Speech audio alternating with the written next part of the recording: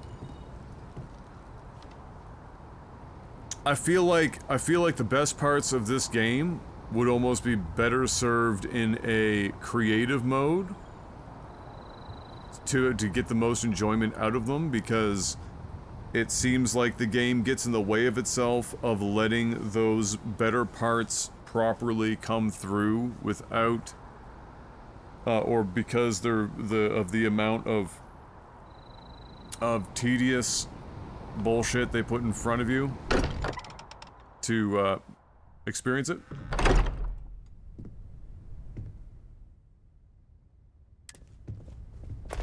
Constellation has suffered losses before. Now really isn't the time. Quite so I know. violently. Look, we all feel like we've been kicked into the ground a million times over, but I think I have something. I'm serious.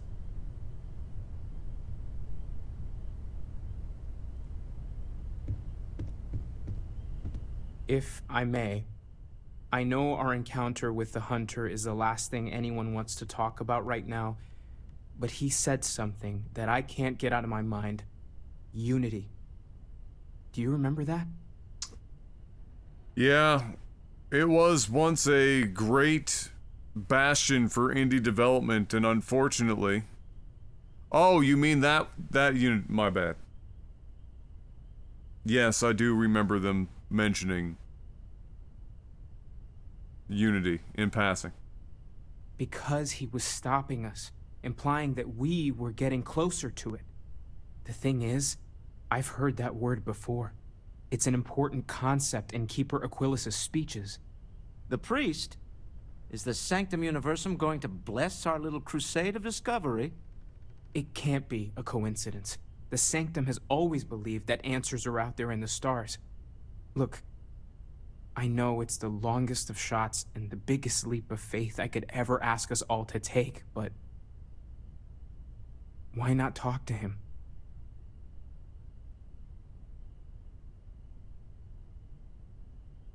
I don't mind taking a detour to gather data.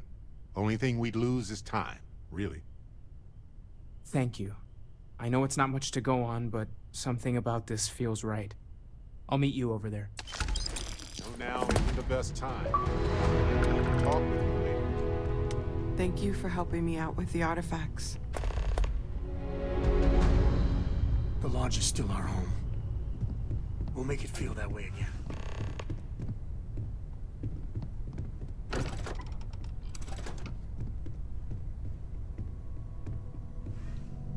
I've been thinking a lot about my early days in Constellation lately. Got me pretty nostalgic, and I started digging in some old things. Just sort of reminiscing. I found some of Irvin's last messages to me and thought I'd listen to them again to hear his voice. It was surreal, honestly. So most of the messages were everyday things. Lots of excitedly written news about biodiversity and plant life. But one thing stood out. In one of his messages, he mentioned this job that he took at a mine shortly before he died. He said something terrible was happening there, but the message was garbled after that. True, but this was different. I recognized this pattern from the war. A portion of the message was encrypted. Well, Vasco helped me decipher it. Turns out the message was from Irvin, and he was begging me to help him. The message was short, but his voice was pained. He was so upset.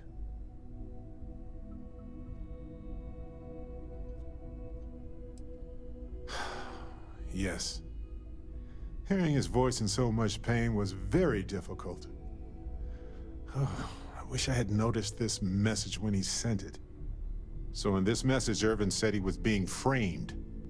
He said they'll do it again. He asked if Constellation could send more help.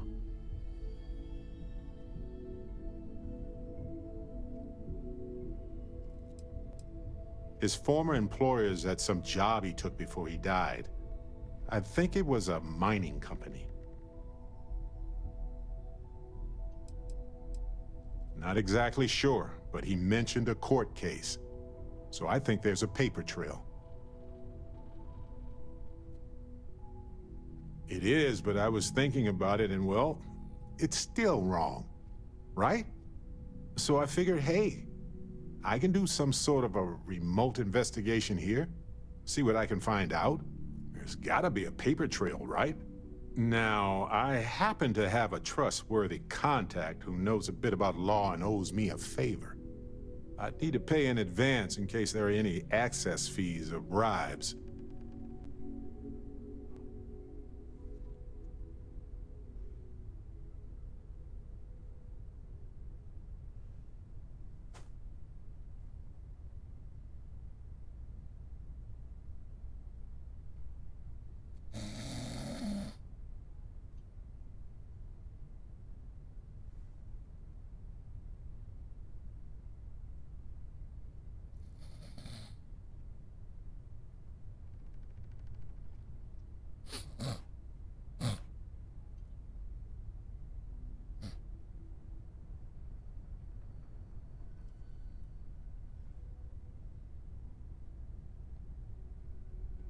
Okay, continue.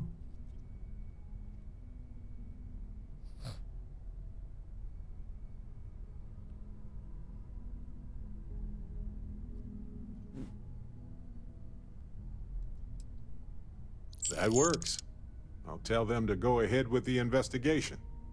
You know, hearing Irvin's voice again made me want to help him, even though I know I can't. Does that make any sense? No more sense than any of how this writing ever got into the fucking game. It's so terrible! What is this, like... What is this high school level, like, fiction writing? It's so... Oh! Oh my god. Oh... Flirt? What are you talking? Stop! You're right. It is what it is. But being able to find out answers, maybe even right some wrongs, that could mean a lot. Hopefully poking around in old records doesn't catch the attention of Hephaestus. Well, anyway, I'll let you know if my contact finds anything. Hey, when you're not busy, let's chat. I need to inventory all our equipment and other odds and ends for damages.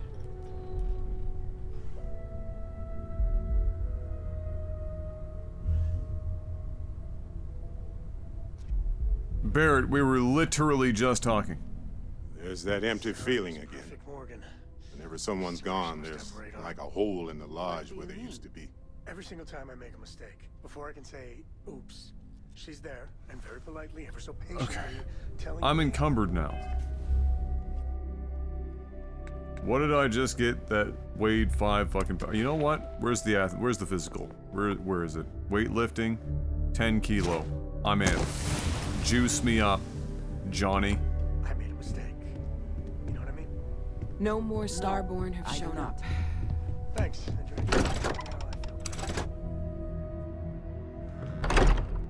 Want this?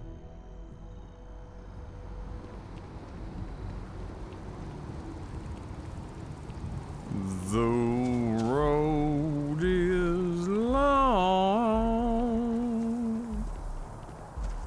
with many a winding turn that leads us to who knows where. Who knows where? But I'm strong. Can you believe this tree was here before the city? Strong enough to care. Juicy are quite Yeah. He ain't heavy. He's my brother.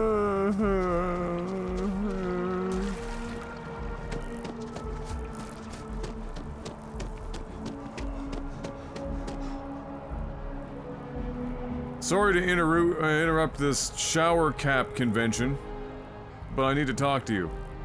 Keeper Aquilus, can we have a moment? Oh, Mateo. It's been too long.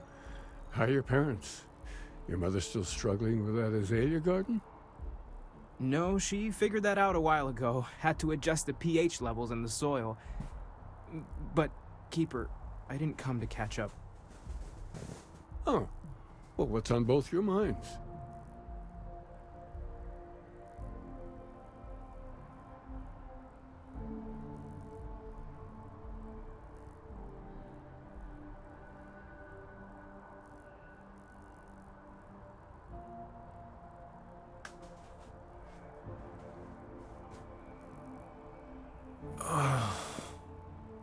Could we, like, I don't know, on my mind, I've been like, hey, you want to talk about the pH level of my azalea garden? We could do that.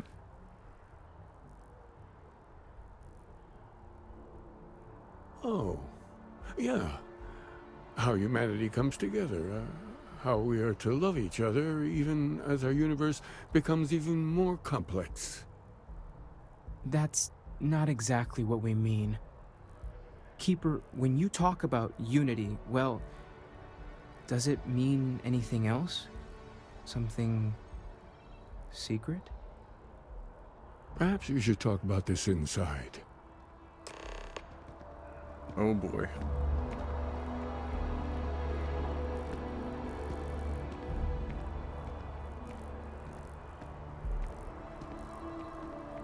Aquilus has helped me through some tough times lately. You look like your hair is going through a bit of a fucking rough spot there, big guy. Maybe you should talk to him about that pH level of your azalea garden.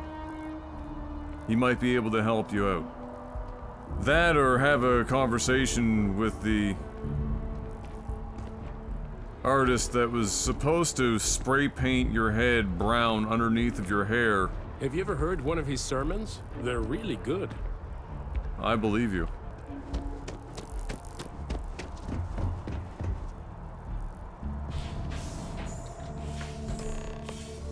We're just talking to the Sphincter Universalis right now, Dive Master.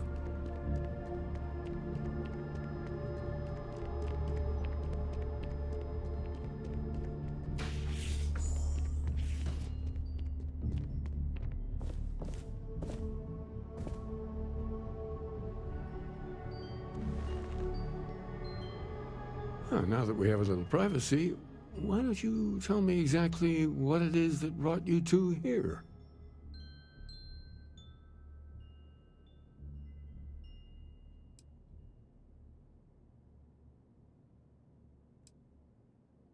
They're like nothing we've ever seen, Keeper. Gravitational distortion, sub-audio harmonic sequencing, unidentifiable energy fluctuations. I caught half of that. So, these things are unusual? Even in your experience? There have always been mysteries that seem to defy our understanding of the universe. Beyond rational thought. We enter life as an act of someone else's faith in us. There's no way of knowing who we will become, and yet the risk is made anyway. So you've pushed into the unknown, not knowing where it would take you. And it's brought you here.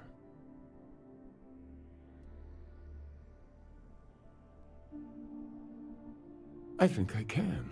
If you're willing to find your way in the dark for a bit longer, I can give you a path to discovering its meaning. There's an old story, far older than the Sanctum Universum, of someone who walked the settled systems and saw every corner of it. This pilgrim claimed he found the true meaning of unity. I always thought of it as just a parable for trying to bring Sam Coe, humanity wasn't it? together, but maybe it's more. In my story, the pilgrim met the founders of the House of Enlightenment and the enigmatic cult of the Varun.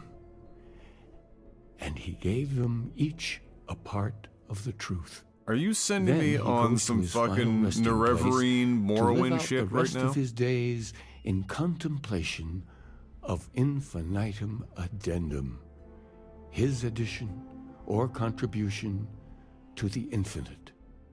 But what if the story isn't a metaphor, but a code? A way of finding the pilgrim again, or at least his grave.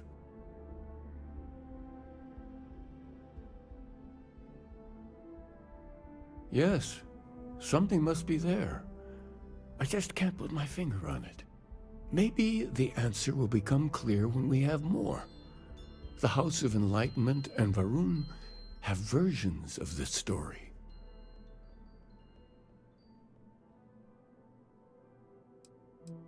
Because I wasn't looking to find unity in the same sense you are. A fresh set of eyes might reveal the truth.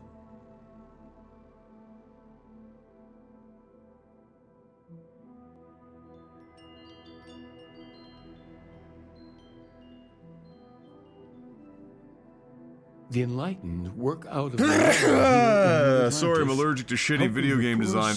What? Find a better life for themselves. Varun worshippers are more enigmatic, but there is a lone zealot that was captured recently for attacking UC ships. I visited her a couple of times. Hopefully, she'll be willing to talk to you as well. I'll stay here with the Keeper. We need to catch up. And I wouldn't mind asking him a few more questions.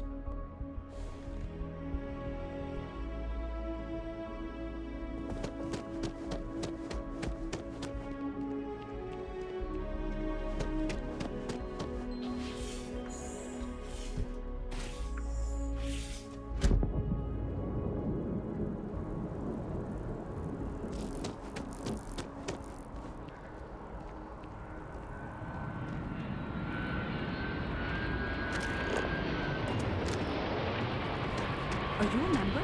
Keeper Alex.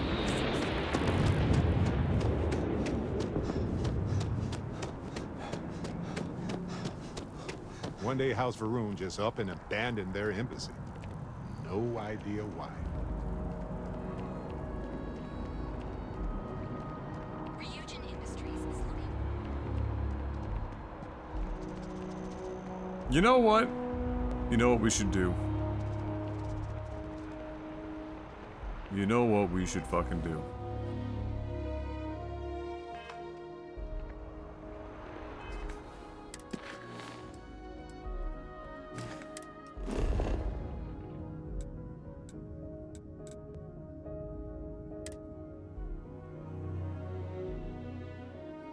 I have. Breathe in that technically suitable air.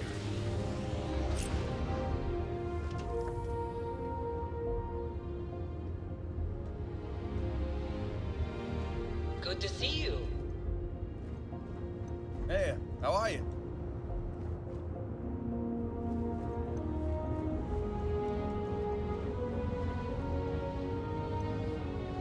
Where the fuck? Oh, God.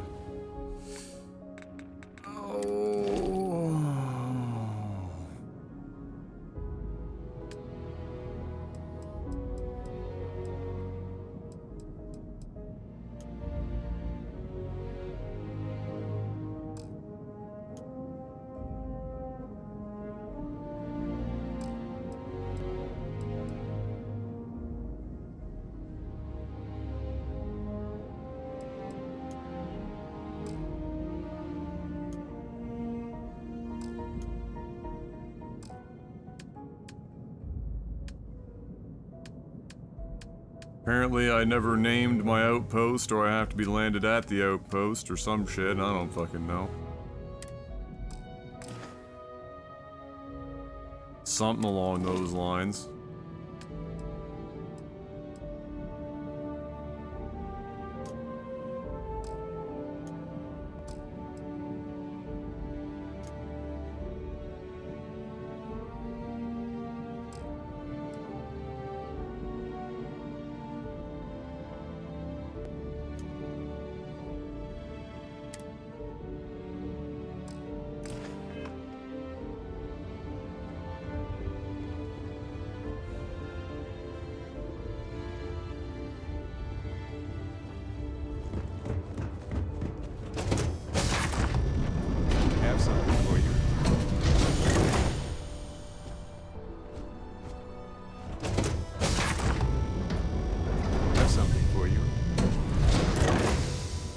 I've been standing around here an awfully long time, you know.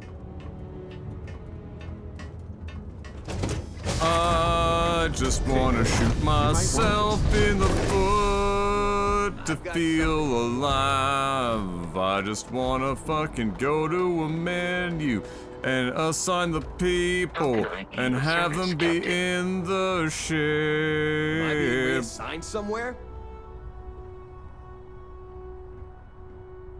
It's been too long since we mined together. Please.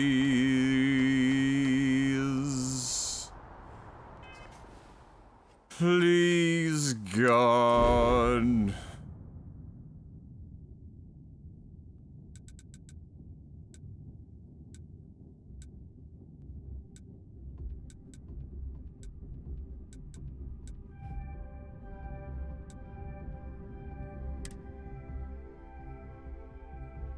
Oh my God. I just want to do the most rudimentary shit.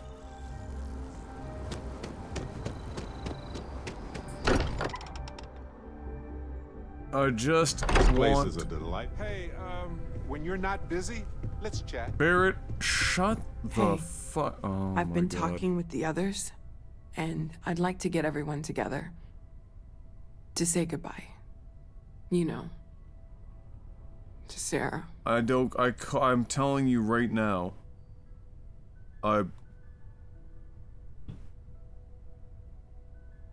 Thank you. I'll have everything set up in a few days.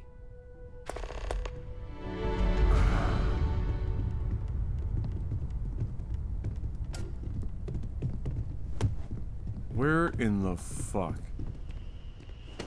We'll get through this. is Those Starborn aren't gonna stop us. Andreja?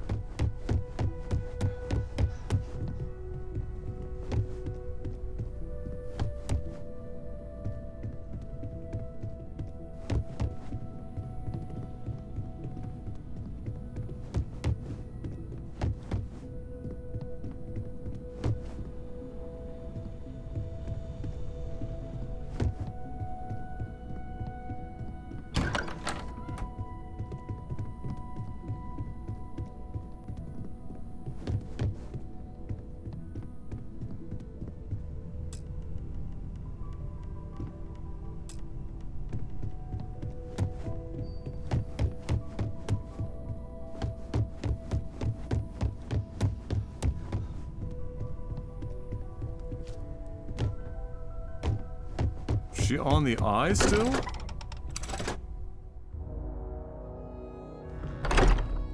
Want this?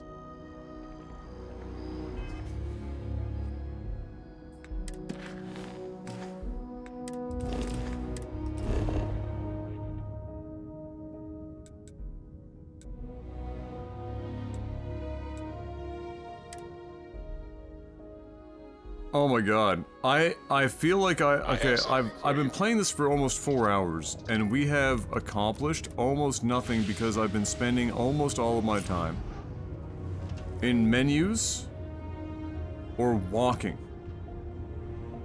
And the menu shit is like 80% me just trying to do the most straightforward fucking shit. I can't.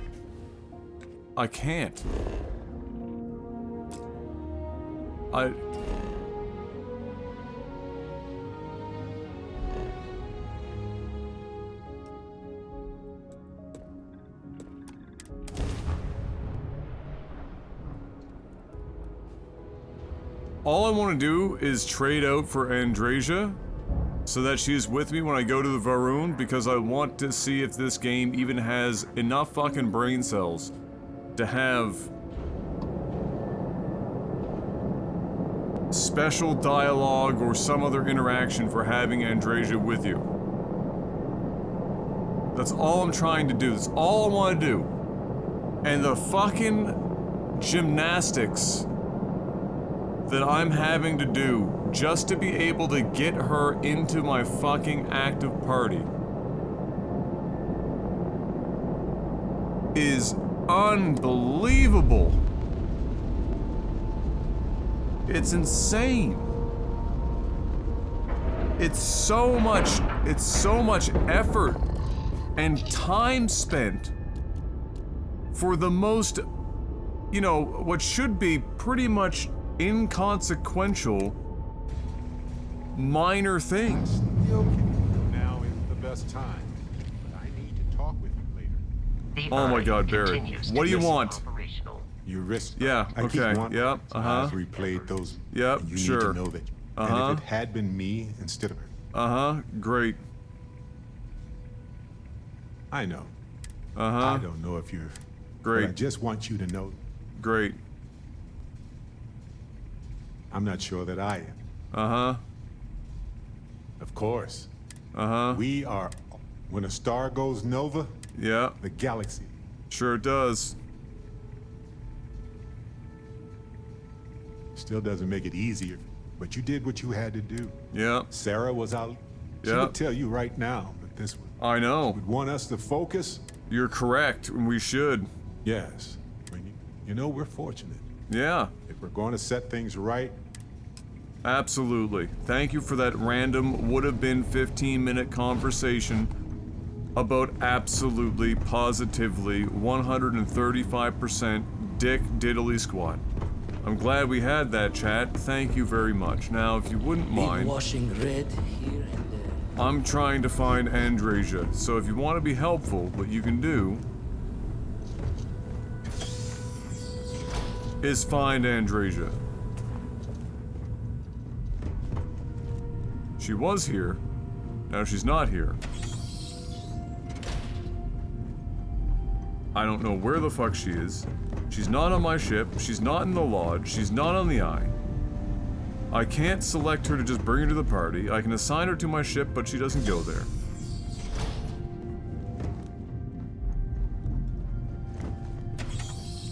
So unless she's hiding in another area of my fucking ship, that's not just the main level, where everyone else has been the whole fucking time.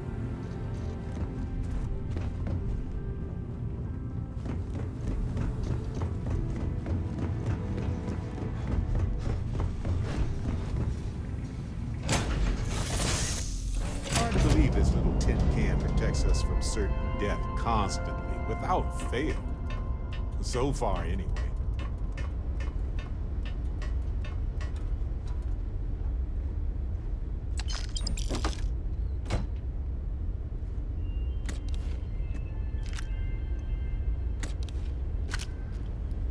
I didn't want to pick up the fucking goddamn gun. I wanted to pick up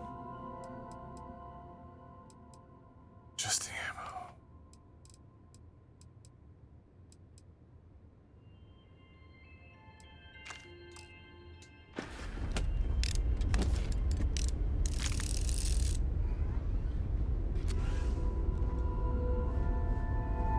Vasco, get out of my way.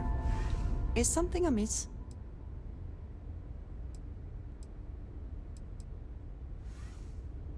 Did you need some? I look forward to it. You two go on.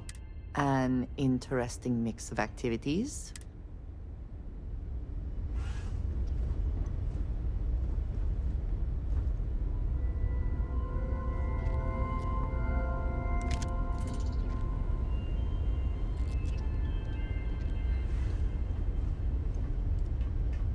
Hello, Captain.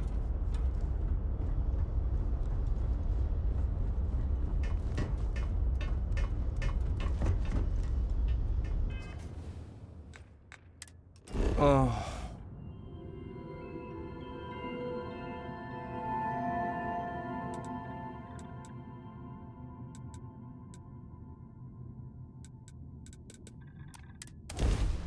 You can do this, Adam.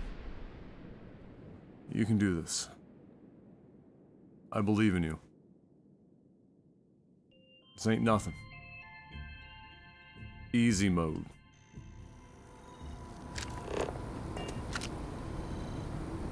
Easy.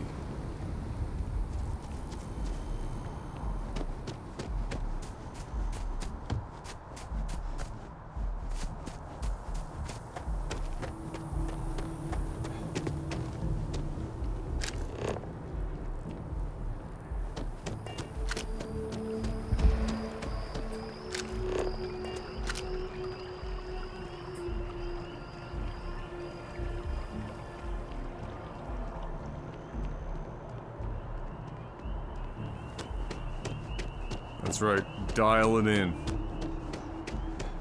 Just gotta get dialed in.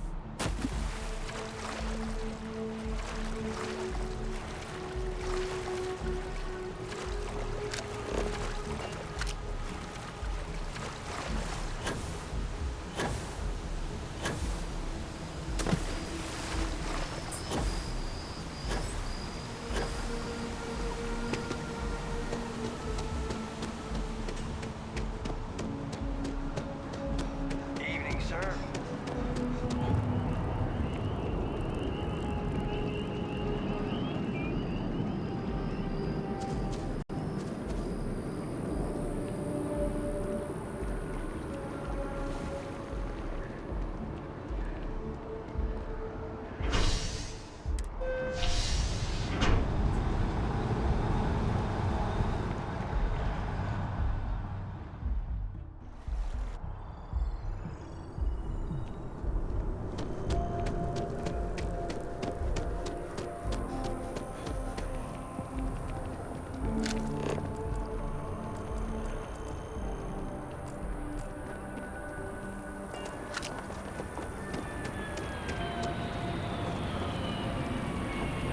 I do find that statue pleasing.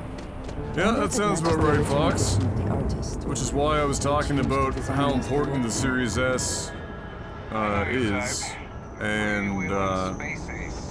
and how it's a shame they haven't been able to leverage it better against their competitors, because Sony does not have an option like it. Its value proposition alongside Game Pass is fucking insane.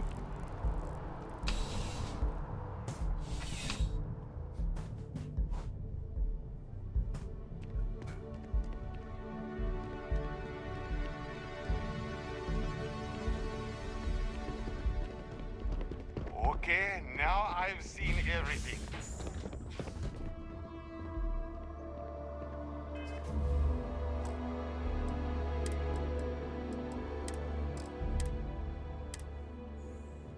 A visitor? I have all the company I need. He knows not the truth. He sends another to ask more incessant questions. The Great Serpent waits in the shadows. He will entwine the universe, and all but the faithful will be made as dust. That is the truth. No more, no less.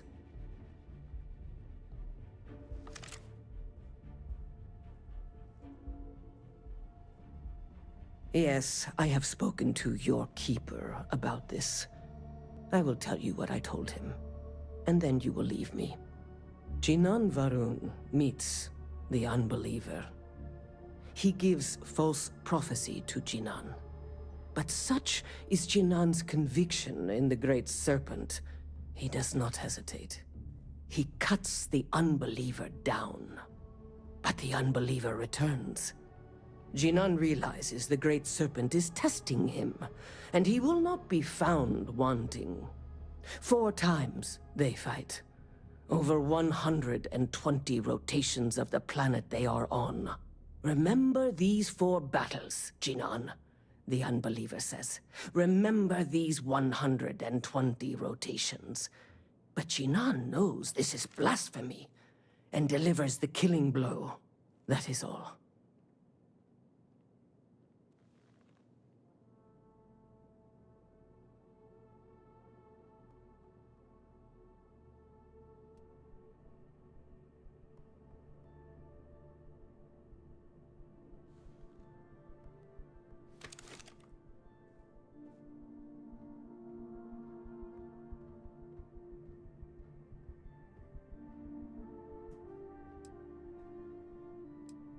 I have heard of no such thing. If it exists, it is a shadow that the Great Serpent casts to deceive the faithless.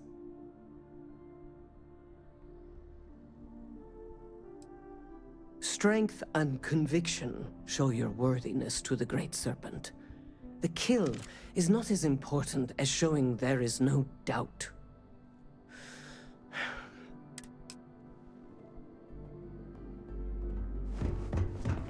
Seems like the Crimson Fleet is everywhere these days.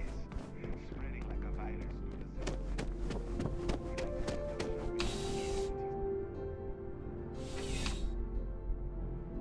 I'm trying, Krovix.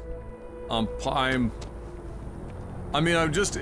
sure everyone can tell, and God bless you. You might, like, I don't know if this is entertaining because you know that I'm, like, struggle busing right now, or you're just enjoying watching the dumpster fire, but this is well and truly, I can say this, and I'm not trying to be hyperbolic, I'm not even trying to be extra, like, down on the game or anything. This is just my honest to God thoughts in this very moment. Just like last stream, I said I was actually enjoying myself a bit more, like on average. My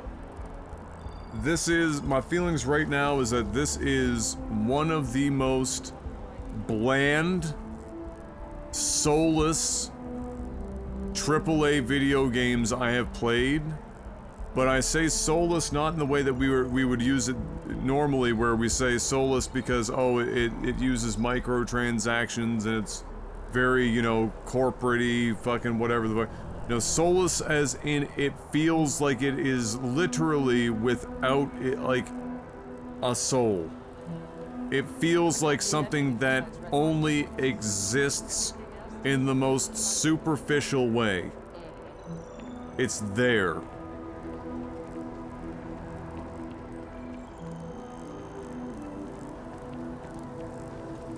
That's We're taking a long trip on one of those trident kind cruises. of where I'm at I'm right now. excited.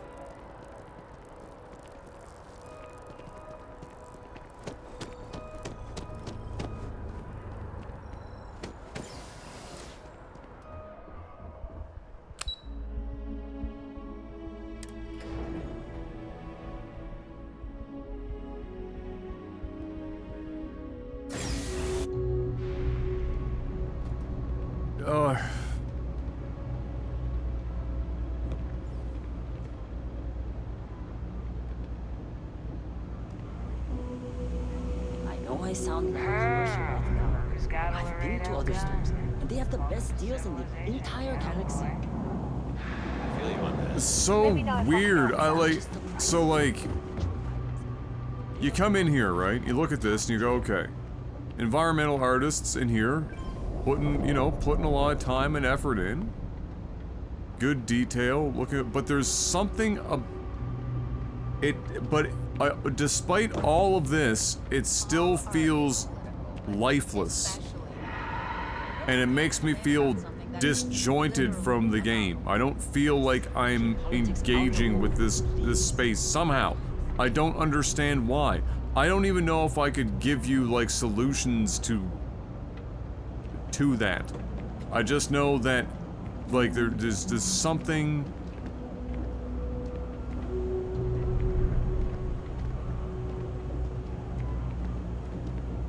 off. What happened to here?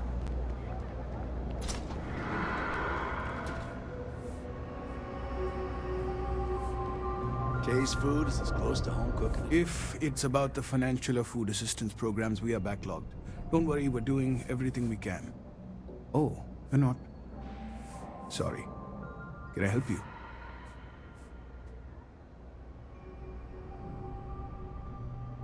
Listen, I've talked about this with him a ton of times, and there's no record of a... Is that the Unity same guy? builder, but since you both insist, our early records are mostly administrative. Humanitarian projects, group counseling notes, charity expenditures. But there is a series of exchanges the founding members recorded in a lot of detail. It's the closest thing I have to what Aquila's is Dude's describing. tone changed up so much it almost sounded like a different person. A man walks into the first house of enlightenment. The founding members just call him the Drifter. So they think he's a charity case at first, but no, the Drifter asks them a bunch of questions. If your philosophy is built on an individual's own morality, what about the second person? That second person might disagree. Isn't the problem of two what you're really looking for? And the founders respond, each individual must understand how the second person lifts them up. All of human effort is a story of cooperation pushing us forward. And it kind of goes on like that. He comes back every week for a year. Same conversation every time. Second person this, the problem of two that. Honestly, I think the founding members made it all up. There was a little more hesitation being openly atheist in the early days. I think they were experimenting with writing their own scripture. Fortunately, that got abandoned pretty quick. After the records of the Drifter end, you never see anything like it again. Besides what the Keeper would say about it, sounds like a gathering point, or a center. Or, in mathematics, it would mean one, like the one, the first at the beginning. Always happy to help.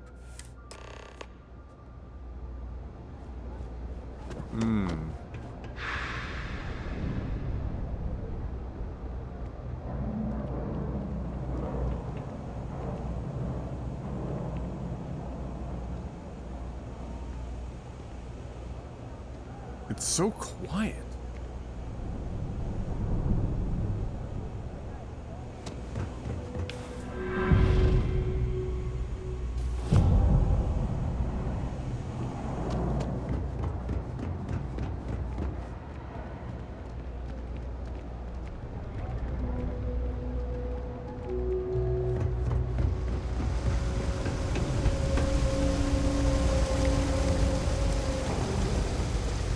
They're always about 1 million things to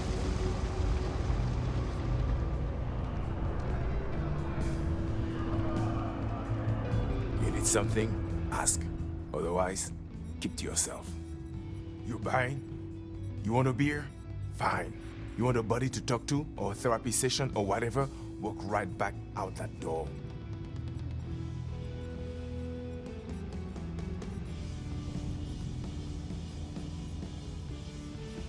Yeah? Alright.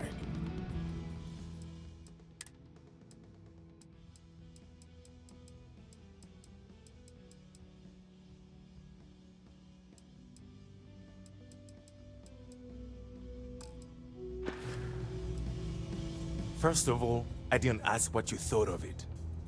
Second, don't blow smoke up my ass. We both know it ain't nice. Uh-huh. Yes, what? No time to chat.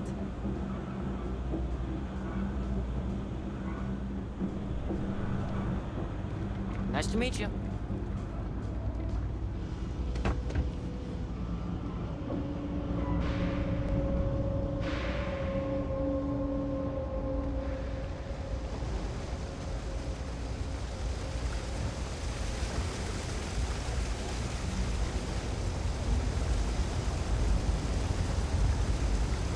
Hey! Oh, you're not Carl. Sorry. I shouldn't assume.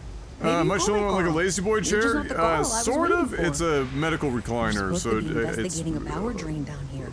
electronic, so I can get it in a better, like a more specific position for I can't be in two places at once. for my And legs Carl to be isn't here. more So I'm just trying to comfortable, look circulation to be better.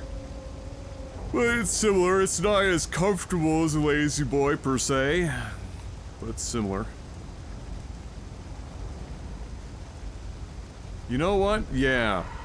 Fucking sure. Let's. Co-worker of mine on this assignment with me. Clearly not taking it seriously. What do you want? Well, since you're here and Carl isn't, and I really want to get this solved, I will take you up on that. What I need isn't very technical. I can talk you through it remotely. I'm gonna head to the monitoring station. The first box we're looking for is All over right, near man, UC beard Circle. fish. You know, Antonio's place.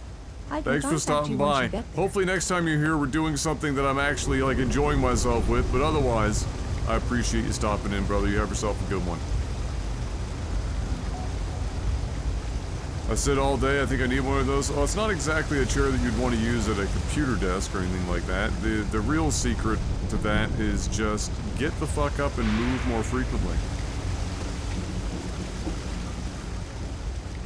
Which is not convenient and not always something that, you know, people want to do, but...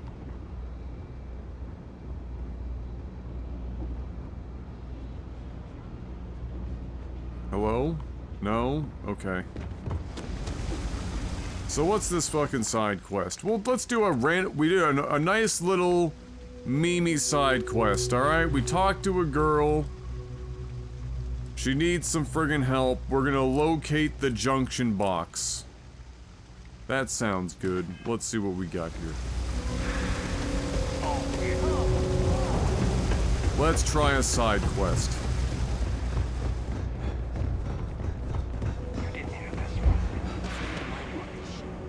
Change it up a little bit. I think this is working. I only have a general view of things, but you should be near the first junction box. That's it. Great job. So that trip to secondary breaker, and that goes to... Oh wow, really? They wired it like that? Jeez, okay. Okay, got it. Next one is way down past Jake's, and maybe up a story or two? It's a bit of a hike. Sorry. You watching Dune Part 2 on IMAX when it comes to fuck yeah, bud! I'm getting my tits blown right the fuck off by some of that shit. No doubt. You've never seen anything on IMAX before? Oh, bro, if they ever bring Interstellar back to IMAX, do yourself a favor. You should be near the next junction box. This section But is Dune on IMAX will also be very good. harder to see.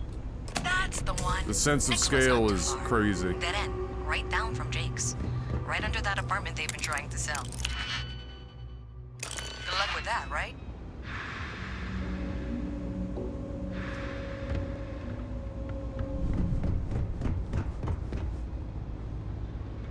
I was never on IMAX, sir.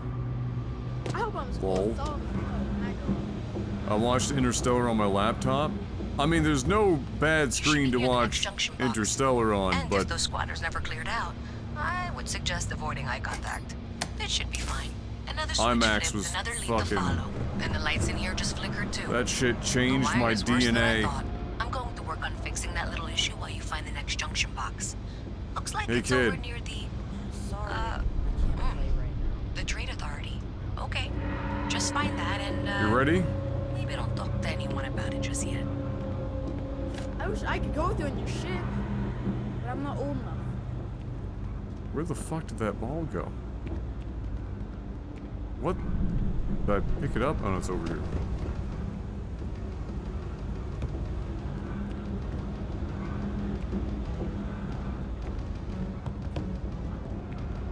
You suck as a goalie.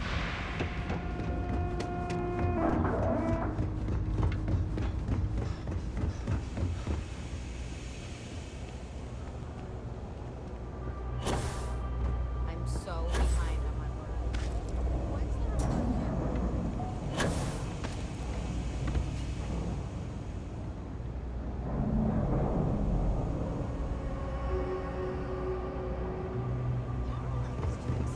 Really exciting things with holograms.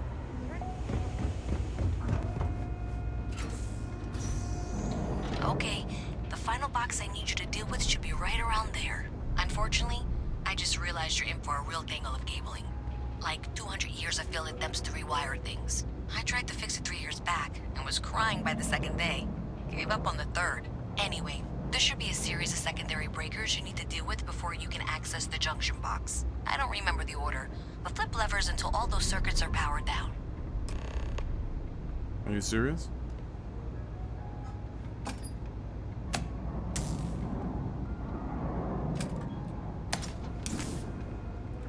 Oh my god. Wow, you got it. Really well done. You saved me like a week of work. Why didn't you meet me at the monitoring station? A near where week we of met? work? Ha. Alright. You know what, maybe it's better you just don't answer that.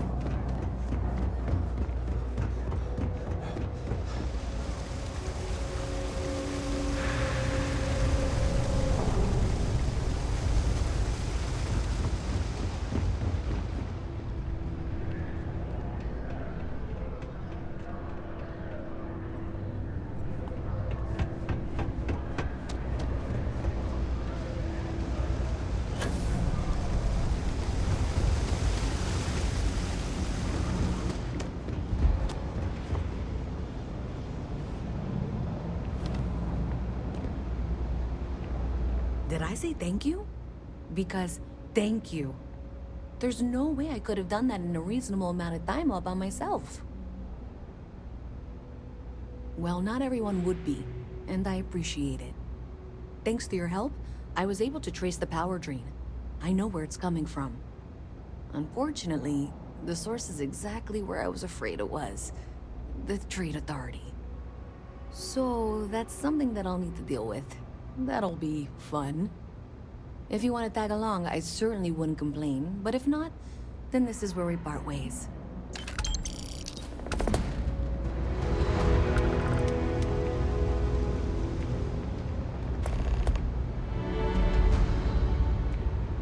So thanks to you, we've got evidence that the Trade Authority is behind the power drain being reported down here. I don't know if you ever dealt with the Trade Authority, but Zoe, I have to go in there, but I really, really don't want to. Alright, here we go. I can do the talk. This is where all the meat and potatoes of Starfield is, guys. The side quests. So, we're gonna do some side quests right now. We're doing second side quest. First side quest, we flip some breakers. Second one, we're gonna go talk to the Trade Authority. We're gonna find out why they're managing to suck up all the power, shipping out hordes and hordes of black tar heroin. And we're gonna do that by walking there as slow as humanly possible. Okay, babe. Just to drag this shit out a bit more.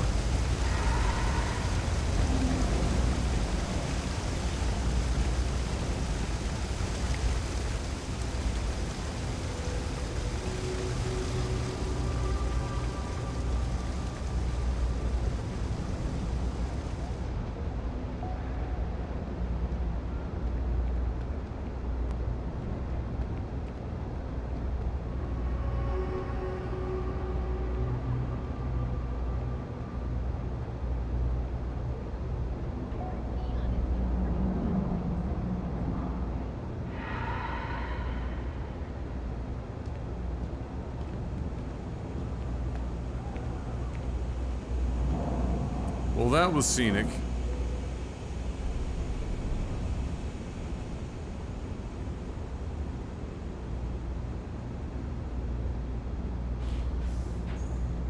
My mother wanted me to be a doctor. A doctor. Mothers, am I right? A visit from Mast. How delightful. You'll have to remind me of your name, dear. I'm afraid I can't keep track of all The Trade Authority does quite well for itself down here. And clearly they share little of the credits they make. Yes, of course you are. And what was it you were accusing me of with absolutely no evidence? The power drain is coming from your building, Zoe. You and I both know it, and now I can prove it. I'm sorry, what? We traced the drain, checked the grid. It led us here. You can't talk your way out of this. I'm going to ask you to wait here a moment. I'll be right back.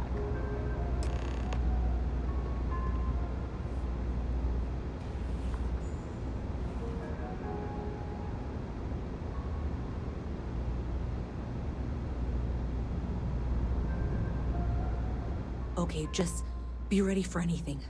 I don't know if she's going to come out of there with a gun or call in mercenaries or what. I have several knives at the ready. We will be fine. I don't want this to turn out violent if we can avoid it, okay?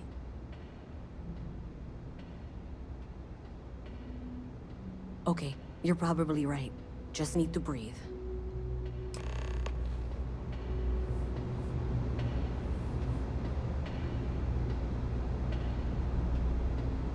Well, Miss Reyes, I apologize for not taking this matter more seriously. I assure you, I will eagerly assist in getting to the bottom of this. No, you're not weaseling out of this. We got to the bottom of it. You are the bottom. I appreciate your enthusiasm for your work, but I'd do a little more research before casting aspersions. Someone has indeed been using this location through which to route electrical power. It is not the Trade Authority. I've had my suspicions for a while, and I've been keeping detailed notes, which I'm happy to share with you. For now, though, what do we do next? Wait, what? Oh, for heaven's sake. I presume you've been assisting Miss Reyes in tracking down this little problem.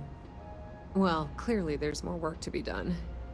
Why don't you continue the work you've been doing with an assurance that the Trade Authority will compensate you for your time? I'll coordinate things here with Miss Reyes. With Mast's access to the grid, we'll find out who did this soon enough. And why. Presumably, you're the one who's been doing the field work, so I believe you'll find there's another junction box out there in the well that needs your attention. Okay, well, this is not how I saw this going. For the moment, let's Junction assume box this is gonna all explode. legitimate. I can sort out the details with Zoe. So why don't you go investigate the next junction box? The sooner you find the source of all this, the sooner it can be over.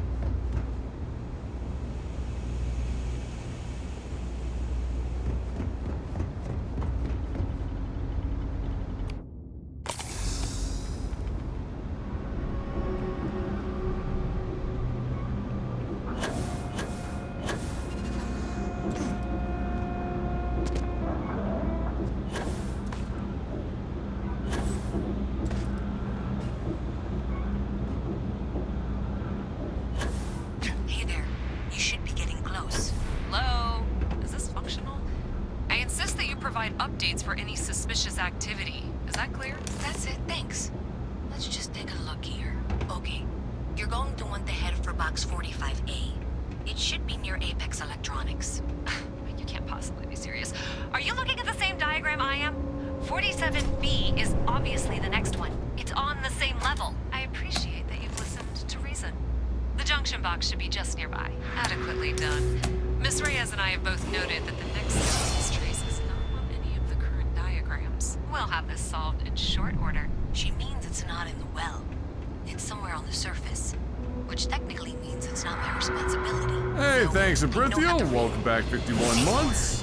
Head for box 45. Converting the Prime to an organic sub, even. We agreed that we all like to see this through. If you head topside, I'll pull up the diagrams we need. Oh my god. That was...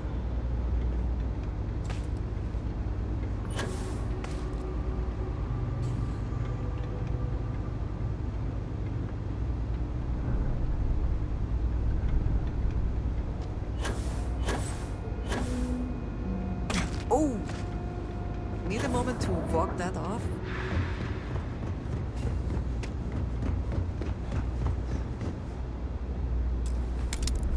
Oh, God.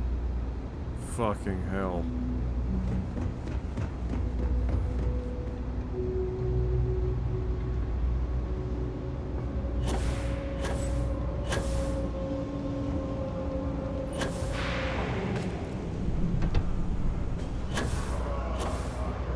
Yeah, I'm coming, babe.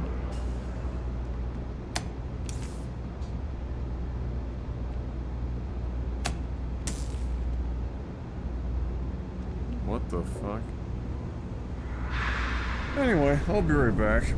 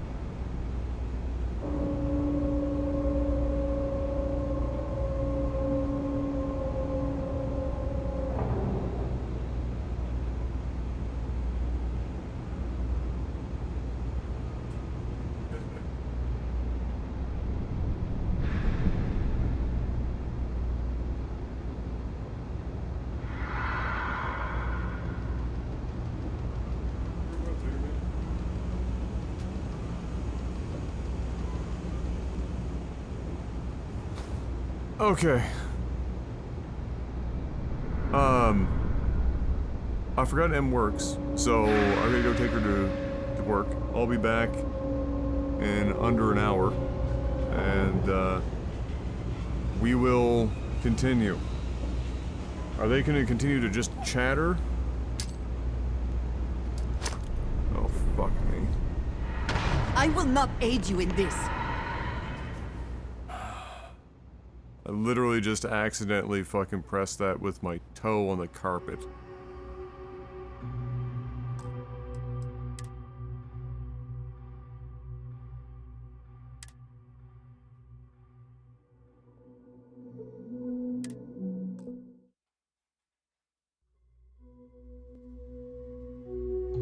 You and I have things to discuss. Wait, it auto-saved after I threw the grenade? And it didn't auto-save for a half hour? So it auto-saved the grenade throw, but not...